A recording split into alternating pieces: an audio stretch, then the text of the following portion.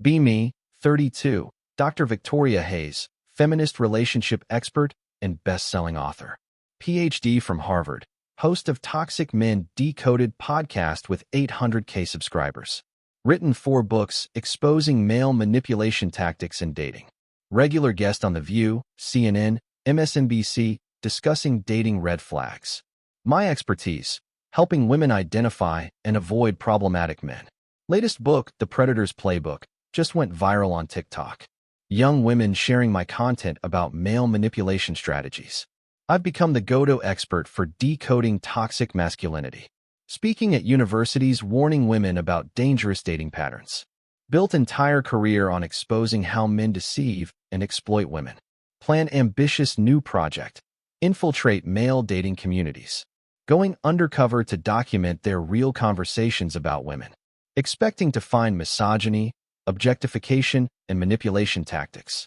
Will create definitive expose of male dating psychology. This will be the smoking gun proving everything I've taught. Start with popular men's dating forums on Reddit. Expecting pickup artist strategies and degrading talk about women. Instead, find something that doesn't match my research at all. Men sharing genuine emotional pain about constant rejection. This isn't the predatory behavior I came to document. First post that stops me cold. Rejected 89 times this year. Starting to lose hope. I'm clean, employed, treat women respectfully, have interesting hobbies. But apparently none of that matters anymore. Maybe I should just accept I'm meant to die alone. Comments aren't offering manipulation tactics. They're offering suicide prevention. Scroll through more threads, pattern emerges. Men documenting dating failures with scientific precision. Spreadsheets tracking approaches, conversations, and rejections. Not plotting to deceive women, trying to understand what they're doing wrong. These sound like trauma victims, not predators. One detailed analysis particularly jarring. Height, 5 feet 7 inches, automatic disqualification for 78% of women. Income, $65,000, below requirement for 45% of profiles. Photos, professional headshots got 12% fewer matches than casual pics. Bio optimization, mentioning career decreased matches by 23%. This is data analysis, not manipulation strategy. Thread about ethnic discrimination in dating apps. As Indian man, match rate dropped 73% when I included last name. Women who matched would ghost after seeing full name. Tried anglicized version, suddenly getting responses. Racism in dating is real, but nobody talks about it. Comments full of minority men sharing identical experiences. Asian, Middle Eastern, Latino men describing systematic exclusion. Not angry incel rants, just factual documentation of bias. These aren't privileged predators, they're marginalized humans facing discrimination. Find thread that breaks my heart. My friend Jake killed himself last week. Left note saying no woman would ever love him. He was 26, virgin, never even held hands with anyone. Tried dating apps for 4 years, maybe 10 total dates. System broke him down until he gave up. Comments section is men sharing suicide prevention resources. Planning to attend Jake's funeral, supporting his family. Multiple men admitting they've considered same escape. This isn't toxic masculinity, it's human suffering. Decide to create fake male profile to test their claims. Use average photos of decent-looking guy, honest bio. List normal job, interesting hobbies, respectful messages. Expecting flood of matches to prove these men are exaggerating. After 2 weeks, for matches, 1 conversation, 0 actual dates. Meanwhile, my female profile gets 300 plus likes in first day. Can choose from dozens of attractive, successful men. Each one trying desperately to impress and maintain conversation. The power dynamic is completely opposite of what I believed. Men are begging for scraps while women have endless options.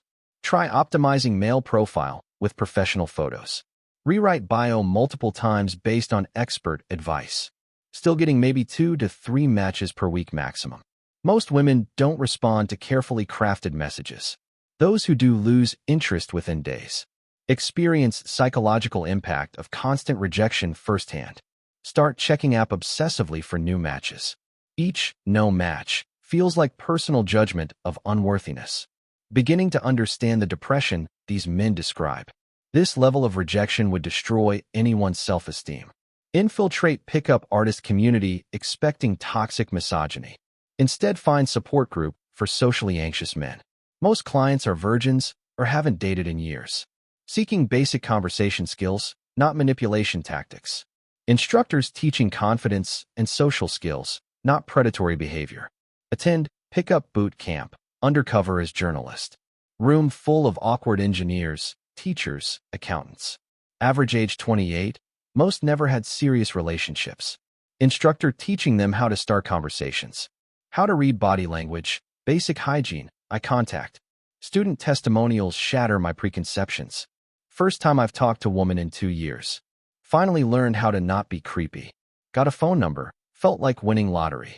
Still haven't kissed anyone, but I have hope now. These aren't predators learning manipulation. They're broken men learning to be human.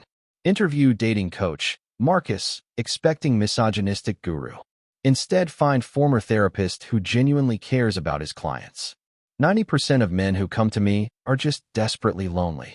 They're not trying to become players or manipulators. Just want one woman to choose them. Most successful outcome is getting a girlfriend, not multiple hookups. He shows me client progress reports. Tom got his first kiss at age 32. David finally held hands with someone. Mike had his first relationship at 29. Kevin overcame social anxiety enough to go on dates. These are celebration of basic human connection, not conquest stories. Marcus explains the real problem. Social media destroyed these men's confidence before they started. They see women's dating options and know they can't compete. Dating apps turned relationships into window shopping. Average men don't even register as human to most women. Start interviewing men from forums directly. Expecting entitled misogynists demanding sex from women. Instead, finding humans sharing vulnerability about crushing loneliness. Many haven't been touched by another person in months or years. Some describe elaborate suicide plans, others talk them down. Steven, 29, software developer, shares his story. I've been on 12 dates in 3 years. All ended in polite rejection. I analyze each interaction to figure out what I did wrong. Not to manipulate future women, but to become worthy of love. I just want someone to see me as boyfriend material. His dating journal is heartbreaking documentation. Notes about conversation topics that seem to work. Analysis of clothing choices and their impact. Tracking which restaurants led to second dates. None. This is trauma response to rejection, not predatory planning. David, 31, teacher working with special needs kids. Women say they want sensitive, caring men, but they all date finance bros who treat them badly. I help disabled children find joy every day. Apparently that makes me undateable loser. Kevin, 27, paramedic who literally saves lives. I pull people from car wrecks, give CPR, comfort families. But I'm 5 feet 6 inches, so women swipe left immediately. Height requirement eliminates me before personality matters. How is that different from discrimination? Start realizing my expertise was built on selection bias. I only interviewed women who'd had bad dating experiences. Hurt women seeking validation for their pain. Never considered experiences of men being rejected. My sample was traumatized women, not representative population. Research actual dating statistics. Findings devastate my worldview. Average man gets 1 to 2 matches per week on dating apps. Women receive 100x more likes than average men. Greater than 80% of women compete for top 20% of men. Dating apps designed to exploit male desperation for profit. Studies show women rate 80% of men as below average attractiveness. Mathematically impossible, but reveals unrealistic standards. Men spending hundreds monthly on dating apps for minimal results. Entire industry built on male loneliness, not female vulnerability. Interview women from my original research with different questions. Sarah, who complained about being love-bombed, shows me his messages, just consistent attention and interest. Brought flowers, remembered details about her life. Cooked dinner, planned thoughtful dates. Her definition of manipulation, he acted like he liked her. Jessica, who felt pressured by previous boyfriend. His crimes, wanted exclusivity after 3 months of dating. Asked about her day, shared his own feelings. Expected relationship to involve emotional intimacy. Normal relationship behaviors redefined as toxic masculinity. Lisa describes being emotionally manipulated by ex. He opened up about work stress, family problems, wanted her support during difficult times, asked for reassurance about their relationship. Male vulnerability labeled as emotional manipulation. Pattern emerges that destroys my professional framework. Women have weaponized therapy language against normal male behavior. Showing interest becomes love bombing. Wanting commitment becomes controlling. Having emotions becomes manipulation. Male humanity redefined as toxicity. Neuroscience research reveals biological reality I ignored. Men's brains show higher activation in rejection-sensitive areas. Chronic romantic rejection creates trauma-like symptoms. Social isolation triggers same pain responses as physical injury. These men aren't becoming toxic, they're becoming traumatized. Economic data shows dating market completely skewed. Men spend 85% of money on dating apps and dates. Women use apps for entertainment and validation. Top 10% of men get 90% of female attention. Remaining men compete for scraps while apps profit from desperation. International comparisons reveal this is global crisis. Japan's herbivore men, choosing isolation over rejection. South Korea's dating strike among young men. European studies showing male social withdrawal. Everywhere women gained dating power, marriage rates collapsed. Mental health professionals quietly confirm what I'm discovering. Male suicide attempts after romantic rejection up 400%. Depression and anxiety rates among single men skyrocketing. Dating apps directly linked to male mental health crisis, but can't discuss publicly due to political correctness. Try sharing preliminary findings with feminist colleagues. Dr. Williams, you're being manipulated by sophisticated male sob stories. These men have gotten better at playing victim. Don't let them gaslight you with fake vulnerability. Academic feminism cannot process data contradicting victim narrative. Social media backlash when I hint at changing perspective. Followers calling me male-identified feminist. Pick-me behavior and internalized misogyny. Speaking engagements canceled, podcast sponsors dropping. Truth is expensive when it threatens profitable narratives. Publisher rejects new book proposal immediately. Male victimhood doesn't sell to our female demographic. Women want empowerment content, not sympathy from men. Stick to your proven formula of exposing toxic masculinity. Market forces prevent honest discussion about male struggles. Continue research despite professional suicide. Find data that's even more disturbing. Countries with strongest feminist movements have highest male suicide rates. Dating equality activism correlates with relationship satisfaction decline.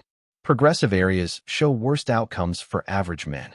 My movement may be literally killing people. Therapists specializing in male clients share off-record insights. Male depression epidemic directly tied to romantic isolation. These aren't bad men. They're lonely humans. Society tells them their pain doesn't matter. Many clients contemplating suicide over dating rejection. Suicide prevention expert shares horrifying statistics. Single men have highest suicide rates of any demographic. Most attempts involve men who've never experienced romantic love. Dating apps created psychological torture device for average men. We're watching genocide of lonely men in real time. Start experiencing panic attacks processing misinformation.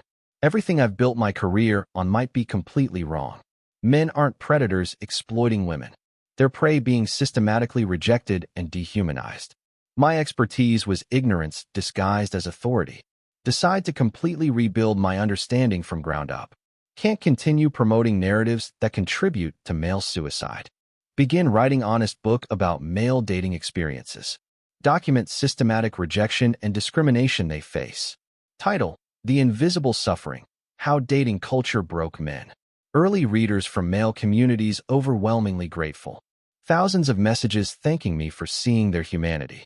Stories of suicide prevention after reading draft chapters. Men sharing with therapists, family members, friends. First time many felt acknowledged by credentialed expert. Most powerful testimonial comes from Marcus in original forum. Was planning suicide before seeing my research validation. Realized his loneliness wasn't moral failing or toxic masculinity. Started therapy, began healing from rejection trauma. now advocates for other struggling men in similar situation. Book release creates media firestorm exactly as expected. Feminist media attacking me as traitor to women's liberation. Men's rights groups initially suspicious of my motives. But suicide prevention advocates strongly endorse message. Mental health professionals privately supporting research. 6 months post-publication, measuring real-world impact. Male suicide rates showing first decline in areas with high readership. Women reporting increased empathy for struggling men. Dating apps implementing features to reduce male exploitation. Therapists changing approaches to male relationship trauma. The raw truth I couldn't handle initially. Men in dating market aren't predators gaming innocent women. They're humans breaking under systematic rejection and dehumanization. Women aren't victims of male manipulation tactics. They're consumers in marketplace where men are desperate products. Modern dating creates impossible situation for everyone. Men must achieve perfection to get basic consideration. Women overwhelmed by choices. None seem good enough. Both genders suffering, but in completely different ways. System optimized for profit extraction, not human connection. My journey from feminist expert to human advocate. Started believing I understood everything about male psychology. Discovered I knew nothing about actual male experiences. Ideological certainty blinded me to obvious human suffering.